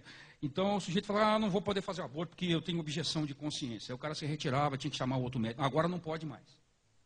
Agora o cara tem que fazer, senão o cara vai ser dispensado, vai ser demitido. Não cabe mais objeção de consciência, assim como não cabe objeção de consciência aos pastores que não queiram mais fazer casamento entre pessoas do mesmo sexo. Como é que vai ficar, irmãos? Como vai ficar? Como vai ficar o nosso mundo? Houve um caso interessante na Austrália, para você ver a extensão desse movimento. Estou falando de Europa, estou falando de Brasil, estou falando de Canadá, estou falando da Austrália. Olha só como esse movimento é global. Teve um major australiano, que era católico. Ele foi expulso do exército. Ficou sem lenço e documento. Sem dinheiro. Expulso. Por quê? Porque ele foi uma voz que se levantou para dizer que ele não concordava que o exército australiano marchasse fardado. O pessoal que é militar aqui entende o que significa marchar ou aparecer em público fardado num determinado evento. Ele está representando uma força institucional, não o seu próprio pensamento. Pois bem, o exército australiano marchou na parada gay, como forma de apoiar o movimento. Ele não concordou com isso. Ele não tinha nada contra militares, pessoalmente em trajes civis, representando a sua própria consciência lá, mas não a força armada do exército. E por isso, e simplesmente por isso, ele foi expulso do exército, está enfrentando, não sei como foi, eu não consegui informação sobre o desfecho do julgamento dele, mas a multa que ele estava sujeito a pagar era de $93 mil americanos. Ele está vivendo como hoje de doações de um website que ele criou. Relegado à miséria, irmãos. Porque defendia algo que o mundo ocidental sempre defendeu. Tem casos assim muito interessantes. Por exemplo, houve esse caso desse psicólogo inglês, esse cara chamado Gary McFarlane. Esse cara era um psicólogo inglês, negro. E ele disse uma vez numa reunião com outros psicólogos, numa situação informal, que ele, como cristão, ele não se sentiria bem de fazer atendimento matrimonial para casais homossexuais. Ele dispensaria isso. Muito bem. Isso foi levado para um conselho e ele foi despedido de onde ele trabalhava, simplesmente pela sua opinião. Quer ver outra coisa que esse pessoal detesta? Esse pessoal que começa a mudar a cara da nossa civilização detesta, por exemplo, que os filhos continuem sob a tutela moral dos pais. Por isso, eles têm horror de uma coisa chamada homeschooling. Quantos já ouviram falar de homeschooling? Poucas pessoas, né? Homeschooling é a junção de duas palavras inglesas. Home, que significa casa ou lar. Schooling, de school, escola. Escola em casa. Ensino doméstico. Então, o homeschooling é uma prática comum nos Estados Unidos, na Finlândia, na Áustria, na Índia, no sul da Índia, onde a maioria é cristã. Existem mais de 5 milhões de crianças no mundo sendo ensinadas hoje em regime de homeschooling. Nos Estados Unidos é muito sério. Existe uma associação americana com material padronizado. Existem áreas em cidades que são separadas, parques, para que as mães que ensinam filhos em homeschooling se encontrem lá, levando as suas crianças num determinado dia da semana, para que ela interaja com outras crianças. Muito bem. Isso é um horror para a atual ordem das coisas, né? A criança tem que estar nas mãos do Estado. É o Estado, é a pátria educadora. Você já ouviu isso, irmãos? Pátria educadora. Eu gosto da mamãe educadora. Né? Educação é uma coisa muito de casa, né? Educação tem a ver com moral. A instrução pode ser dada na escola, né? Os conceitos científicos, mas a educação tem a ver com exemplo. Isso a gente aprende em casa, né? Então, o homeschooling, por exemplo, aconteceu uma coisa na Suécia. Tinha um casal lá que, embora o homeschooling fosse proibido, ele estava tentando lá, pegando algumas brechas da lei, tentando e realizando homeschooling com seus filhos. Bem, foram descobertos, foram julgados, tiveram que pagar $40 mil pela prática do homeschooling. Sabe o que eles fizeram? Eles eram cristãos. O que vários outros casais cristãos estão fazendo na Suécia, estão indo embora daquele país maravilhoso, lindo, paradisíaco, modelo para a Rede Globo, modelo para o Brasil, estão indo embora de lá, estão indo para a Finlândia, onde ainda pode ser praticado o homeschooling. Teve um outro caso que exemplifica essa perseguição que nós estamos vivendo, esse mal-estar cada vez maior contra a fé cristã. Foi vivido na Inglaterra. A Inglaterra tem uma companhia aérea que tem, inclusive, ações do governo, do Estado, chamada British Airways. É uma das maiores empresas aéreas do mundo. A British Airways tinha uma funcionária de solo, trabalhava ali no atendimento e tal, no solo, ela é de origem etíope, e ela tinha origem cristã etíope cópita, que é uma igreja muito antiga lá da Etiópia. Essa mulher, chamada Nádia Eveida, ela estava atendendo os clientes, ela usava uma pequena gargantilha com uma cruz, pequenininha assim. Ela foi proibida de ostentar aquela cruz por causa do Estado laico. Né? E aí ela entendeu que a Constituição inglesa dava a ela, a Constituição britânica dava a ela liberdade para o exercício da fé. E aquilo não era razão de constrangimento para ninguém. Ela continuou usando, foi demitida. É interessante porque essas mesmas leis que são capazes de demitir uma mulher como essa, continuam abrigando as mulheres islâmicas que usam o véu. A hijab, o véu islâmico. Essas podem continuar usando. Interessante isso, não? Essa mulher, uma notícia mais recente, ela ganhou a causa na Corte Europeia e foi indenizada, se não me engano, em 26 mil libras, alguma coisa assim, tá? Agora, vejam só, esse nosso tão profícuo político, vamos dizer assim, deputado Jean Willis, grande celebridade, intelectual, de destaque, eu diria assim, no mundo político brasileiro, como diriam alguns assim, figura egrégia. Ele, numa entrevista que ele deu a uma revista feminista, ele comparou a igreja às milícias armadas, fundamentalistas e ao tráfico de drogas. É você, irmão, ele está comparando você. O seu ato de se reunir aqui e de pregar valores morais sólidos, imutáveis, dogmáticos, com o tráfico de drogas, o fundamentalismo que ameaça a liberdade alheia. Você está percebendo o grau do problema que nós estamos enfrentando? Essas pessoas estão fazendo leis, elas estão mudando leis. E essas leis vão nos atingir. Eu havia dito para vocês, no começo desse ponto, que a chamada mainstream, a mídia, a grande mídia, ela insiste em encobrir, em ignorar a morte de 100 a 100 mil a 150 mil cristãos de todas as denominações que acontece mundo afora. Você sabia que crentes morrem aqui na Colômbia, vítima das Farc? Você acredita que crentes morrem no México, vítimas dos cartéis? Ah, mas é um crime como qualquer outro. Não, não é. É porque os pastores estão pregando contra o uso de drogas. Existe fé cristã envolvida. Você acredita que esse grupo revolucionário peruano, Sendero Luminoso, volta à tona e volta a ameaçar cristãos no interior do Peru? Eu estou falando de coisas aqui do nosso lado. Mas nada disso aparece na mídia, né? Então, veja só. O Oriente Médio, de onde vêm essas notícias tão perturbadoras, de Estado Islâmico, Irã, com bomba nuclear, essas coisas todas que nos assustam, 20 milhões de cristãos vivem hoje no Oriente Médio. 5% da região, da população da região. Há um século atrás, os cristãos perfaziam 20% da população. Olha só. E estão caindo mais. Ao ponto de praticamente serem extintos naquela região. E ninguém fala nada. Ninguém fala nada. O que você ouve é islamofobia. Hã? Os caras explodem uma bomba em Paris, matam as pessoas e a preocupação da Globo News no dia seguinte é a islamofobia. Você percebe? Nós estamos doentes, gente. O mundo ocidental está doente. Nós não somos mais capazes de entender a realidade. Nós temos a nossa mente doutrinada e moldada em direção a um pensamento único.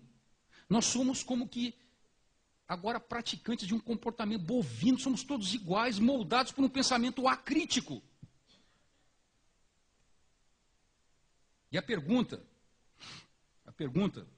que eu acho que todos nós devíamos fazer, ciente dessas coisas, que eu estou mostrando para vocês, é a seguinte: a perseguição branca, velada, ela pode vir a se transformar numa perseguição real? Essa é uma boa pergunta. É uma pergunta que eu acho que você deveria fazer, se você é cristão. E se você vive aqui. A resposta, com base no exemplo histórico, é sim. Ela pode e deverá se transformar em perseguição real.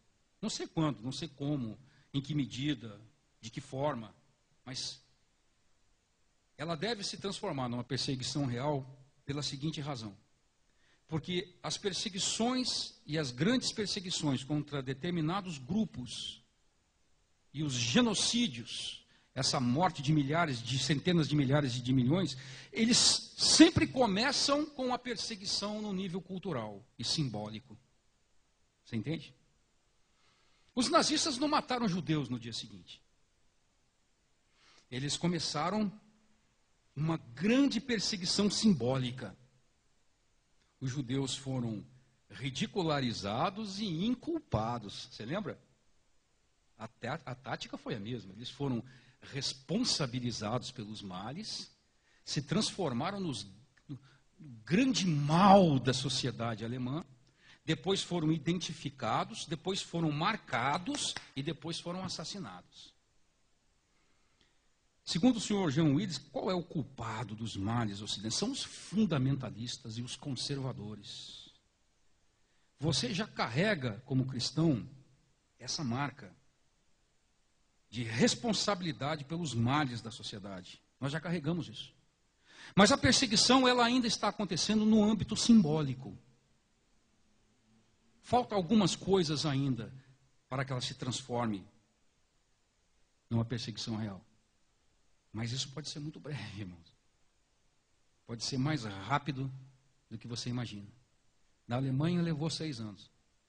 Desde a ascensão de Hitler, em 1933, até o começo dessa perseguição aberta contra os judeus em 1938. Levou pouco tempo. E nós estamos dormindo. E os pastores estão dormindo. E eu estou tentando, muitas outras pessoas estão tentando falar. Estão tentando alertar para os pastores, estão tentando avisar eles, irmãos. Tempestade começa a se montar no horizonte. E os pastores continuam preocupados com o crescimento da igreja, com a construção do novo prédio, com as rendas, São preocupações legítimas, mas elas não deveriam ser prioritárias hoje. Eu vou iniciar esse assunto aqui e espero voltar a ele no sábado que vem, se Deus permitir. O segundo ponto. Você entendeu, antes de nós iniciarmos, você entendeu o que significa essa perseguição branca no Ocidente? Você entendeu bem? Você compreende a dimensão do desafio? Ela não é declarada, ela é velada, mas ela acontece em larga escala. Ela é financiada por muito dinheiro e ela é global. Ela não é um problema do Brasil, ela acontece em todo o mundo ocidental. No mundo não ocidental, ela acontece faz tempo, sempre aconteceu. Muito bem, o segundo ponto para o nosso processo aqui de reflexão é o globalismo religioso, a religião global. Ou o anseio por algo global em termos religiosos, por um controle religioso em escala global, se você preferir. E eu vou dividir esse assunto em dois pontos, em duas coisas que são, na essência, diferentes. O primeiro grande desafio, e esse é grande mesmo, é o Islã e o seu desejo de construção daquilo que eles chamam de Khalifa, ou califado mundial. Então, no primeiro momento, eu gostaria de examinar com vocês, no segundo momento, nós vamos falar sobre a chamada religião global da nova ordem mundial. Muito bem, alguns dados importantes. Nós não vamos ter tempo de falar muito sobre o Islã aqui, seria interessante, mas não temos tempo para isso. Eu gostaria só que você entendesse uma coisa. Você já entendeu o que é o mundo ocidental, o que formou o mundo ocidental, como nós fazemos parte do mundo ocidental. Muito bem. Para um islâmico devoto, nem todo islâmico é devoto, tá bom? Tem islâmico que é nominal. E a gente que não se importa muito em praticar os valores essenciais do Islã. Mas para um islâmico devoto, que busca a essência da religião, o mundo ocidental onde nós vivemos é aquilo que ele chamaria em árabe de shaita, é o Satã. O mundo ocidental é Satã. Os Estados Unidos são o grande Satã desse mundo ocidental, porque são a face mais poderosa, mais próspera e mais alardeadora do mundo ocidental. Israel é o pequeno Satã, porque Israel é o mundo ocidental, é um enclave ocidental no Oriente Médio. Então, tanto um quanto o outro, e todo o mundo ocidental precisa ser destruído ou submetido através daquilo que eles chamam de jihad. A jihad é a guerra santa. Em busca da sujeição. Islã é a religião da sujeição. O muçulmano, irmãos, é aquele que se submete. Mas não apenas aquele que se submete às ordens e ao mandado de Alá, mas submete os outros. E ele tem essa obrigação. E como ele cumpre essa obrigação? Ele cumpre através da jihad. Isso significa que todo islâmico é jihadista? Não. Claro que não. Nem todo islâmico esquenta muito a cabeça para isso. Mas é incrível se notar, através de muitas pesquisas que se tem feito, que muitos que inclusive são, a princípio, indiferentes à jihad, apoiam muito do que se faz na jihad, embora não participem dela. Portanto, o que é a jihad? A jihad é a política externa do Islã. E eu gostaria de deixar claro uma coisa para vocês aqui, para você não esquecer. O Islã não é simplesmente uma religião, irmãos. O Islã é uma ideologia político-religiosa. O Islã é uma seita religiosa, uma seita política. O Islã tem formado dentro do seu conjunto de ensinos uma proposta de Estado. O Islã tem formado dentro da sua raiz uma proposta de controle da vida individual. Ah, irmão, mas não foi feita muita coisa também em nome do cristianismo, foi feita muita coisa ruim em nome do cristianismo, muita coisa. Se matou, fez guerra, se fez em nome da fé cristã, mas essas coisas não compõem a fé cristã. Pegue aí a sua Bíblia, procure, eu desafio você, procure na sua Bíblia aí no Novo Testamento se você encontra uma proposta de Estado aí. Procure aí. Você não vai encontrar. Mas no Islã se encontra. E qual é a constituição desse Estado Islâmico? É uma lei que ele chama de Sharia. A lei Sharia é o código moral, o código civil, o código penal, as referências militares e religiosas do Islã. Controla toda a vida. Mas tem um detalhe.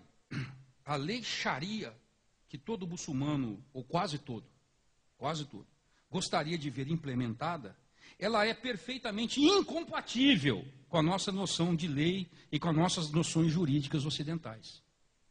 Mas você sabe o que está acontecendo na Europa?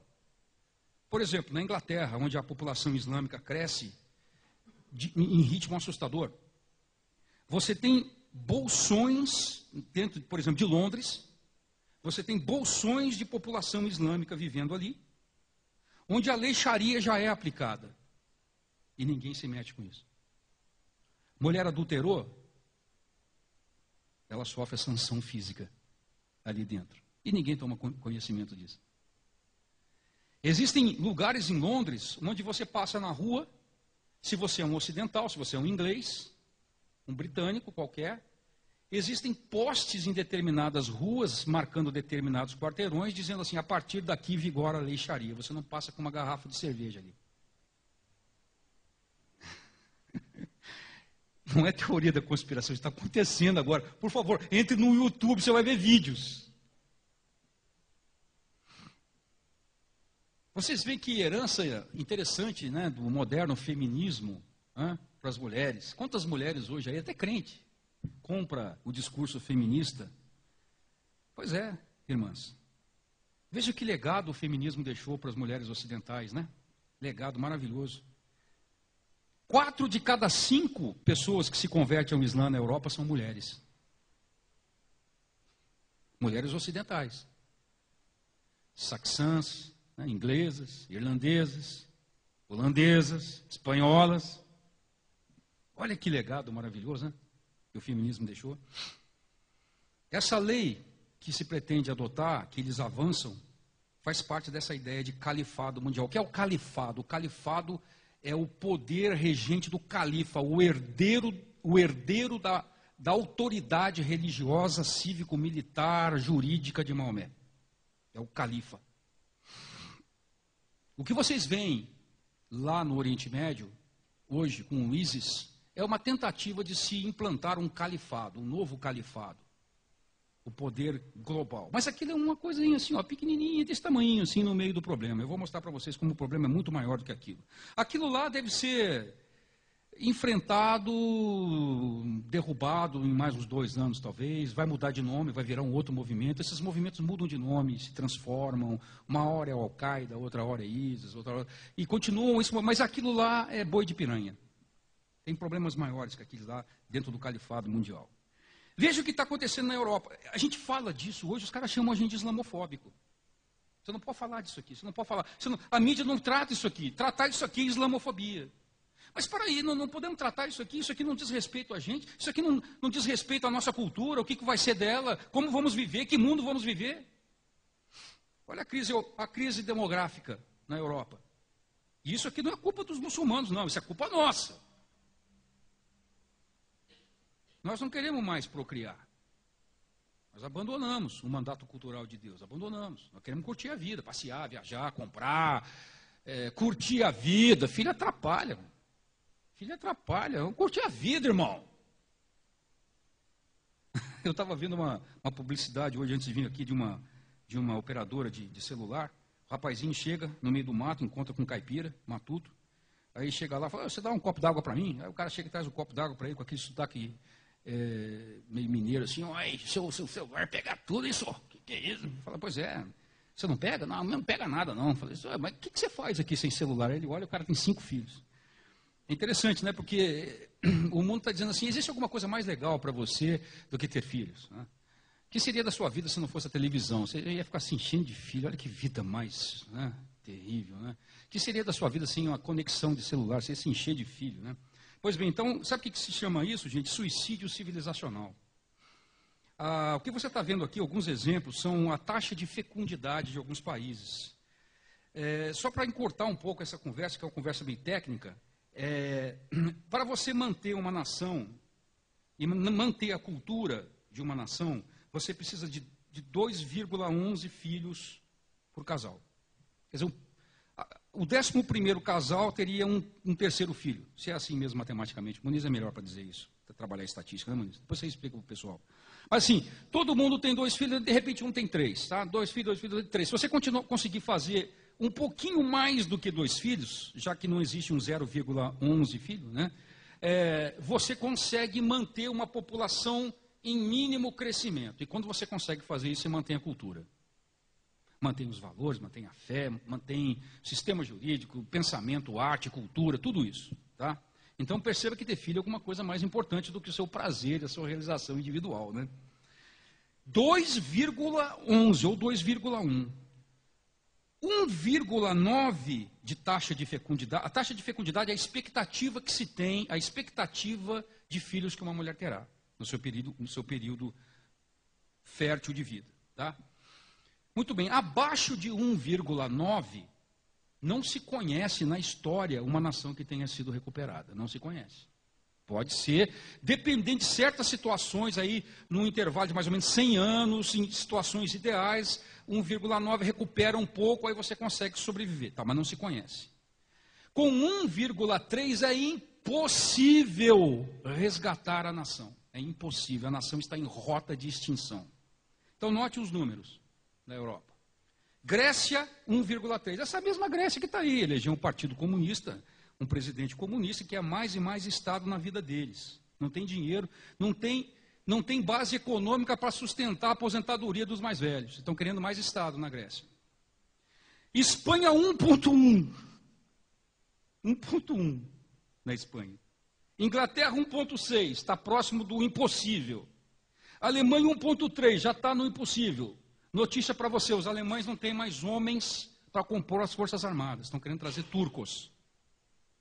Os alemães não têm população masculina mais para atender uma necessidade militar. Não tem mais.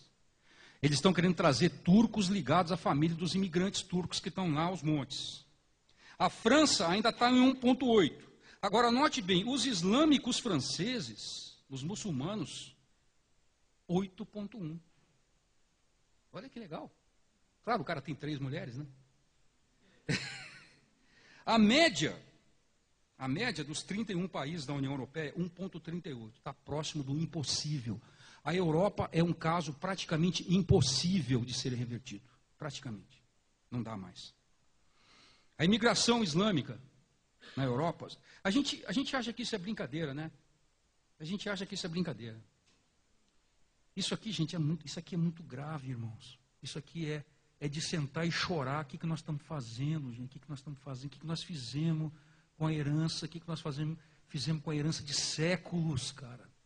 É inacreditável isso aqui.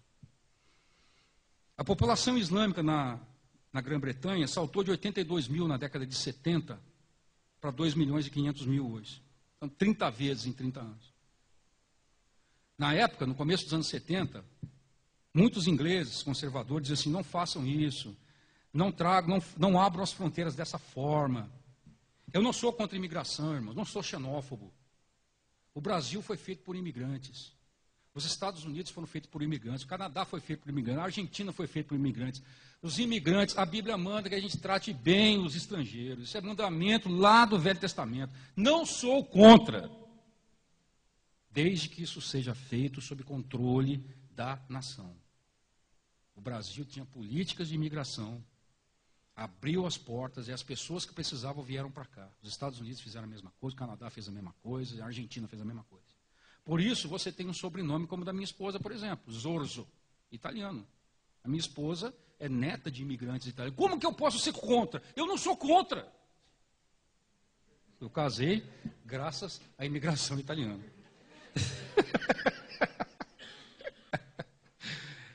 Mas eu sou contra o que estão fazendo agora aí. Abrindo a entrada e dando visto e abrindo as portas do Brasil para qualquer um de qualquer jeito, especialmente gente vinda do Afeganistão, do Paquistão, da Síria, do Líbano, da Líbia. Eu sou contra. Dessa forma eu sou contra. Porque as fronteiras de um país, irmãos, as fronteiras de um país são como a nossa pele. É a nossa primeira proteção. Fronteiras abertas, sem cuidado. Irmãos, o Império Romano começou a cair quando as fronteiras não puderam mais ser patrulhadas. O Império Romano, aquilo que eu comecei a citar para vocês no começo. O Império Romano começou a ruir no ano 180, quando os godos começaram a entrar na fronteira oriental, não houve mais controle. Eles queriam entrar para destruir o Império Romano? Não, eles queriam entrar para participar da vida. Eles queriam usufruir das facilidades, do conforto do Império Romano. Mas isso pode ser feito hoje. Nós podemos abrir segundo a nossa necessidade. Podemos ajudar, podemos ter políticas humanitárias, tudo com controle da nação, porque isso nos interessa a todos nós. Isso não interessa a uma elite que está no poder, isso interessa a nós. 30 vezes mais muçulmanos na Grã-Bretanha em 30 anos. Na Holanda, gente, 50% das crianças que nascem são muçulmanas. 50%. Mohammed é o nome mais comum, masculino na Holanda hoje. A estimativa para a Europa, ano 2025, 1/3 de todas as crianças nascidas nascerão em lar muçulmano. O que será do berço da civilização ocidental? Veja como é que está o processo lá.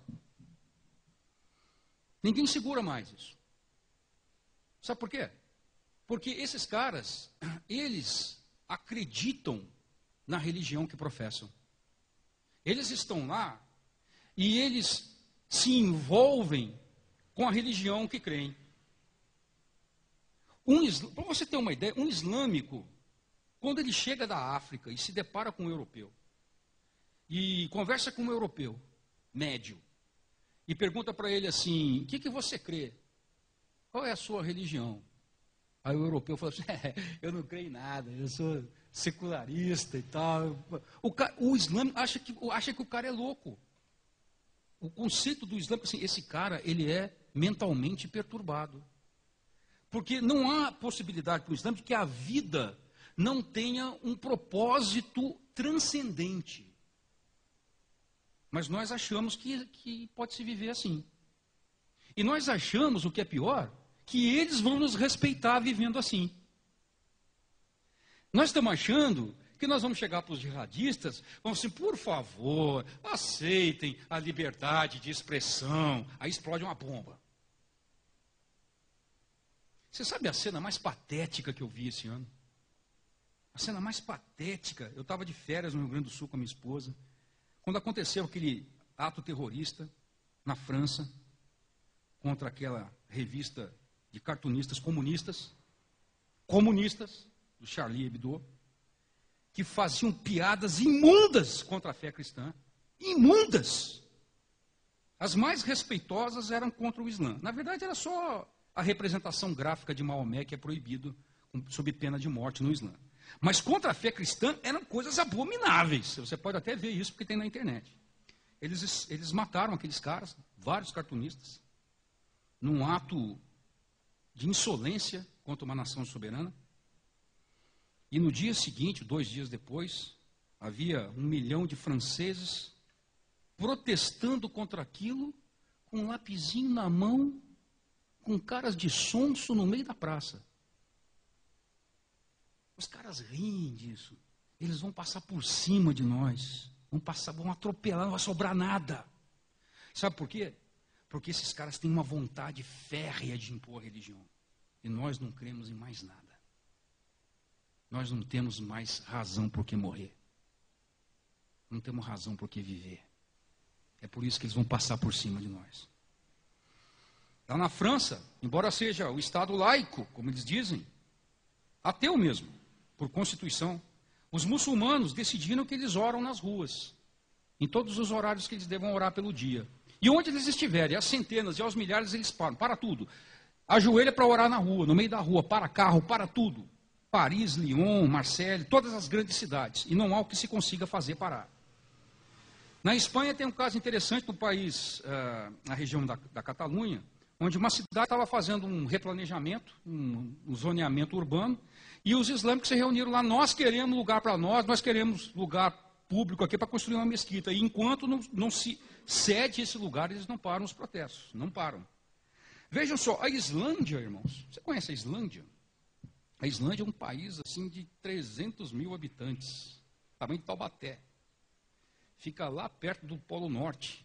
País de vikings. Pois é, será construída a primeira mesquita em Reykjavik, a capital da Islândia, livre de impostos, uma doação do pagador de tributos islandês. O número de islâmicos lá ainda é pequeno, mas cresceu 10.000% em 20 anos. A Dinamarca vai construir uma das maiores mesquitas da Escandinávia. A Dinamarca, nesse mesmo lugar que o pastor está sendo obrigado a fazer casamento gay. Entendeu? 26 milhões de dólares, geralmente é doado por países do Oriente Médio, Arábia Saudita e Catar. Irmãos, enquanto as igrejas cristãs fecham na Europa, constrói-se mesquitas. Entenda isso. Entenda o cenário.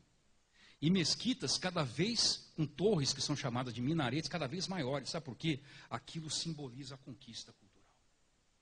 Assim como as catedrais na Idade Média representavam a força da fé cristã, catedrais cada vez maiores, cada vez mais suntuosas, agora as mesquitas levantam seus minaretes na Europa. E ninguém ousa falar. Se você falar, você é islamofóbico. A Noruega vai ter a sua 4ª mesquita na capital, Oslo. Essa capital se chamava antigamente Cristiânia, cidade dos cristãos. Hoje se chama Oslo. E essa 4ª mesquita de Oslo vai ser a maior da Escandinávia. E sabe como é que vai ser lá? Ela vai ficar perto do aeroporto internacional. Então todo mundo que descer de avião em Oslo, antiga Cristiânia, vai ter o primeiro impacto de Oslo, não é de uma arquitetura viking, não. É da mesquita de Oslo. Gente, nós estamos numa situação bem difícil. Esse cara que você está vendo aí foi ex-primeiro-ministro da Turquia e agora presidente da Turquia. É um cara assim meio tenebroso. Esse cara é tenebroso, porque ninguém consegue entender bem o que esse cara quer. Recep Erdogan, presidente da Turquia. Ora, os turcos são muçulmanos, mas não são árabes. A gente costuma chamar o pessoal aqui no Brasil de turco, né? Ah, tem um libanês lá na sua rua, lá você chama ele de turco. Não faça isso não, é ofensa para ele. Ele é árabe. Se ele é libanês, se ele é sírio, se ele é árabe da Arábia Saudita, ele não é turco. A única coisa que eles têm em comum, se tanto, é a religião muçulmana. Muito bem, mas esse cara aqui, o país dele, que está agora entrando para a União Europeia, esse cara aqui, gente, disse o seguinte num dos seus poemas. Vejam que lindo. Nossas mesquitas são os nossos quartéis. Suas cúpulas, os nossos capacetes. Seus minaretes, aquelas torres, as nossas baionetas. E os seus fiéis, os nossos soldados. Precisa dizer alguma coisa mais? Olha, nós podemos encarar isso aqui com brincadeira, mas eles não estão de brincadeira. Nós podemos continuar achando que isso é brincadeira, mas eles não estão achando. Olha, isso aqui é o que mais me preocupa. Tem 7 minutos para explicar e fechar isso aqui com vocês. Em 2001, isso aqui é o que mais me preocupa. É mais do que Estado Islâmico, Al-Qaeda, isso aqui me preocupa. Em 2001, na Suíça, a polícia suíça deu batida lá na casa de um sujeito muito rico, um árabe, muçulmano, e ele descobriu, dentre os documentos que foram apreendidos na casa desse cara, por outras razões, ele estava sendo alvo de observação policial, eles descobriram um documento que foi redigido em 1982 por um cara que era sobrinho de um sujeito chamado Hassan Banna. Quem é Hassan Banna? Era um egípcio, um cara de alta cultura, que desenvolveu na década de 20 uma organização chamada Irmandade Muçulmana. Ora, a Irmandade Muçulmana é o que esteve por trás de todas essas confusões que você viu recentemente na televisão, no Oriente Médio, que a mídia costumava chamar de Primavera Árabe. Como se aquilo fosse uma tentativa de se democratizar países muçulmanos. Não existe compatibilidade entre democracia e países islâmicos. Viu, irmãos? Não existe. Não existe aspiração nem anseio de nenhum país islâmico em se tornar uma democracia. Não existe. Muito bem. Esse documento que foi descoberto lá, escrito pelo sobrinho do fundador da Irmandade Muçulmana, ele tinha alguns pontos. Aquele ficou conhecido como The Project, o projeto. Era um documento secreto, não era para ser vazado fora do círculo ao qual ele pertencia. E ele tinha dezenas de pontos estratégicos sobre como infiltrar o Islã no Ocidente. Então, aquilo era uma estratégia de infiltração. Tá? Então, só para você, eu coloquei 4 aqui. São muitas, nós não temos tempo para falar sobre cada uma delas, mas assim, apenas 4 para você entender um pouquinho, para você começar a olhar as notícias sobre isso de uma outra forma. Tá? Então, um dos itens desse projeto que foi descoberto na Suíça, e que está sendo até hoje alvo de estudo nos Estados Unidos, é evitar que os islâmicos no Ocidente façam alianças abertas com organizações terroristas conhecidas. Por exemplo, Hamas, Hezbollah, o Grupo Islâmico Armado, entre outros. A fim do quê? A fim de manter a aparência de moderação. Então, para todos os efeitos, todas as pessoas que trabalham aqui em prol do Islã são moderados. Sempre assim, é isso que você vai ver na televisão. Segundo ponto, eles devem usar como estratégia uma coisa chamada taquia. A taquia faz parte do Corão, faz parte da visão de Maomé sobre a forma de avançar o Islã. O que é a taquia? Que é traduzido geralmente como engano. É a mentira com fins religiosos. Isso faz parte do Islã. A taquia. Muito bem, então, usar a taquia como forma de mascarar os objetivos reais dessas ações islâmicas no Ocidente. Taquia. Não, nós somos uma organização filantrópica, nós somos uma organização humanitária, e você vai rastrear o dinheiro dela, o dinheiro que ela capta no Ocidente vai parar na mão do Hamas, um grupo terrorista no Oriente. Instrumentalizar as instituições ocidentais até que elas possam ser convertidas e postas a serviço do Islã. Não sei se você sabe, mas a Irmandade Muçulmana tem consultores hoje na Casa Branca, nos Estados Unidos, no FBI, no Serviço de Segurança Nacional e em outros lugares. Um outro ponto que esse documento ressalta é incitar a violência, mantendo os islâmicos residentes no Ocidente em estado mental inflamado pela jihad. Isso é muito sério, gente. Como é que está a situação de infiltração nos Estados Unidos? Olha, em 1970 havia 100 mil muçulmanos lá. Hoje a estimativa é de 7 milhões. Os números oficiais são entre 2 milhões e 3 milhões, porque é o número de muçulmanos que frequentam mesquitas, mas eles sabem que isso é mais do dobro, o número real. Estimativa para o ano 2038, 50 milhões. 50 milhões. Taxa de crescimento da população muçulmana nos Estados Unidos, 6 vezes maior que a média nacional. O Islã é a religião que mais cresce nos Estados Unidos. Não é a religião evangélica, não. Não é a igreja católica, não. É o Islã. E a imigração muçulmana duplicou em 10 anos e continua crescendo. Existem hoje nos Estados Unidos cerca de 300 madraças. Você sabe o que é uma madraça? É uma escola islâmica fundamental para crianças. Nas madraças, as crianças são ensinadas, inclusive, sobre como lidar com o Ocidente, odiando-o como o grande shaita, o grande satã. Essas madraças, em boa parte, em boa medida, são responsáveis pela radicalização dessas crianças.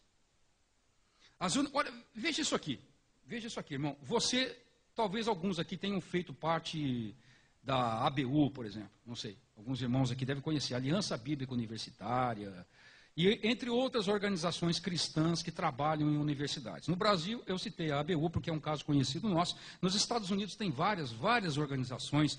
Uma das mais famosas é a Campus Crusade. É um grupo de irmãos que trabalha nos campos universitários. Muito bem, cada vez mais fica mais difícil você abrir um capítulo de uma ABU dessa numa universidade americana.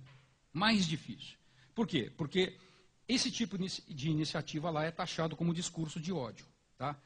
Entretanto, cada vez mais aparecem nas universidades americanas organizações como a Muslim Students Association, Associação de Estudantes Muçulmanos. Essas são abertas livremente, sem nenhum entrave.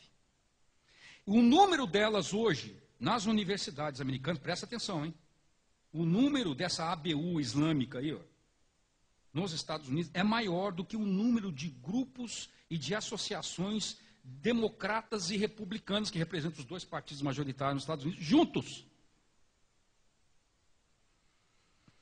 80%, olha só o trabalho evangelístico, entre aspas, né, de captação de novos membros no meio prisional nos Estados Unidos. 80% dos presos que se tornam religiosos nos Estados Unidos, 80% desses que se convertem em alguma coisa, se convertem ao Islã.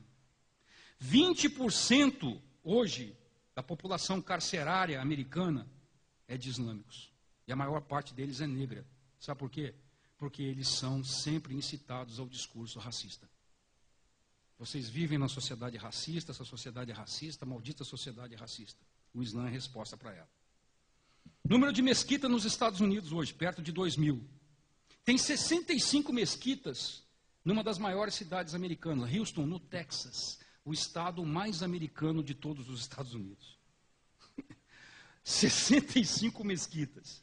80% dessas mesquitas foram construídas nos últimos 12 anos. Olha como é que esse processo está acelerado, hein? O FBI e a Agência Nacional de Segurança, desconfiado do problema do terror, começou a investigar um certo número de mesquitas. 81% dessas investigadas pregavam violência e a instauração da Sharia nos Estados Unidos. Você acredita, irmãos, que aquele mesmo cara lá que eu mostrei para vocês, aquele Erdogan, presidente da Turquia, ele está financiando, junto com o país dele, a construção de uma mesquita de 100 milhões de dólares, numa cidadezinha pequena, no estado de Maryland. Esse cara que está financiando isso, que está cobrando, inclusive o Obama disse que vai na inauguração dela. Ele é o mesmo presidente que proibiu a construção da primeira igreja cristã na cidade de Ankara, a capital da Turquia. Não tem nenhuma. Não tem nenhuma igreja lá. Ah, quer dizer, que bonito esse multiculturalismo, né, irmãos? Os caras vêm aqui e abrem mesquita. Nós não podemos abrir igreja lá. Ah, esse multiculturalismo é maravilhoso. Adorei. Vamos fazer o seguinte, então? Se serve multiculturalismo, serve para todo mundo. Não é multi, é para todo mundo. Então vamos fazer o seguinte, vocês abrem uma mesquita aqui, a gente abre uma igreja batista lá. Vocês abrem outra mesquita aqui em São Paulo, a gente abre uma igreja católica lá em Riad, na Arábia Saudita. Pode ser?